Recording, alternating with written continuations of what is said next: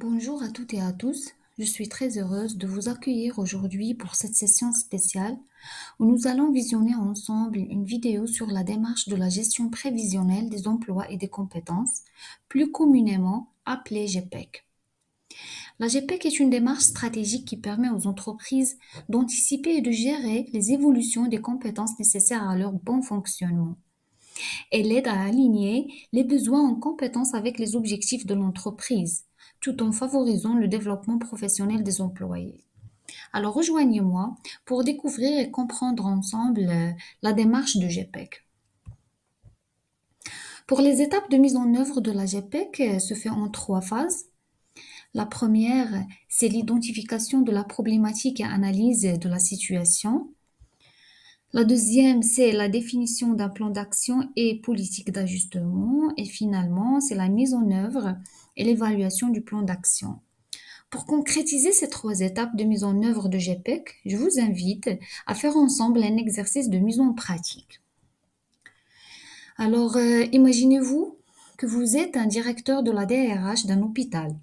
L'une de vos tâches est la gestion et la prévision en termes des ressources et des besoins futurs en personnel. On vous livre les informations suivantes. Le 1-1 2024, le nombre actuel de personnel de soins se présente dans le tableau suivant. On a 117 soignants, 90 infirmiers, 20 infirmiers chefs et 30 gestionnaires. Les prévisions de départ de personnel en fonction de chaque spécialité dans les 3 années à venir sont 25 aides-soignants, 15 infirmiers, 5 infirmiers chefs et 10 gestionnaires. Et compte tenu de l'évolution de l'environnement et de la stratégie adoptée, l'hôpital ou bien la clinique a établi une estimation de ses besoins en personnel dans les 3 années à venir, à savoir 77 soignants, 95 infirmiers, 45 infirmiers chefs et 25 gestionnaires. Maintenant, en se basant sur les informations précédentes, vous est demandé de calculer l'écart entre les ressources et les besoins futurs. Pour ce faire, on doit d'abord avoir une idée claire à propos des ressources futures de chaque profil de l'hôpital, en faisant la soustraction des départs prévus des ressources présentes au temps actuel. Pour les aides-soignants, on a 110 moins 25 égale à 85. Pour les autres profils, on a 75 pour les infirmiers, 15 infirmiers chefs et 20 gestionnaires.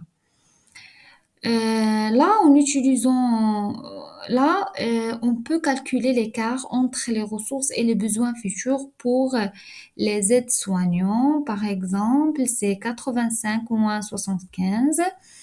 Dans ce cas, l'hôpital se trouve dans une situation de sureffectif de ce profil de personnel, et pour les autres profils, l'hôpital se trouve dans une situation de sous-effectif. Après cette analyse, l'hôpital est demandé d'établir ou de concevoir une politique et un plan d'action correctif pour gérer ces inégalités prévues d'ici 3 ans. Alors, pour les aides-soignants, on peut avoir recours à 2 scénarios. Le premier, c'est la réduction d'effectifs. Par exemple, on peut avoir recours au gel des embauches, ça veut dire la suspension des nouvelles embauches pour réduire les effectifs par attrition naturelle. On peut faire des négociations de réduction des heures de travail avec les employés, par exemple un groupe qui travaille le matin, l'autre le soir. On peut aussi encourager le départ volontaire ou bien faire des licenciements conventionnels, etc. Le deuxième scénario, c'est la formation de 15 aides-soignants pour les préparer à devenir des infirmiers. Alors, pour les infirmiers aussi, on a 2 possibilités. La première, c'est le recrutement externe de 20 infirmiers. Et le deuxième, c'est la promotion de 15 infirmiers, de 15 aides-soignants en infirmiers. Ça veut dire, on peut avoir recours au recrutement interne. Mais même avec le recrutement interne, l'hôpital se trouve toujours en situation de pénurie de 5 employés. On va combler cette pénurie par le recrutement externe de 5 nouveaux infirmiers. Et pour les restes de profil, on va les recruter de façon externe. Alors, pour récapituler et résumer, on peut dire que l'organisation doit analyser l'évolution des ressources humaines de l'hôpital sur la base de l'état actuel des ressources humaines et sur l'estimation de départ de personnel. Elle doit aussi faire une analyse de l'évolution de l'environnement, par exemple la croissance démographique et les mutations épidémiologiques. Elle doit aussi avoir une connaissance à propos des orientations stratégiques de l'hôpital. Comme ça, on peut avoir une idée claire à propos des ressources humaines et des besoins futurs de l'entreprise. Et par l'utilisation d'une comparaison entre ces deux, l'entreprise peut se trouver soit dans une situation de sureffectif ou bien dans une situation de sous-effectif.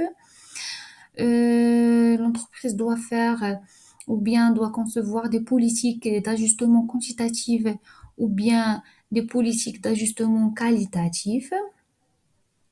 Et finalement, la dernière phase, c'est la mise en œuvre et l'évaluation du plan d'action.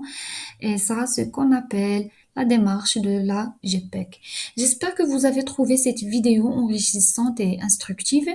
Maintenant, je vous invite à partager vos impressions, vos questions ou tout commentaire que vous pourriez avoir. Et merci pour votre intérêt.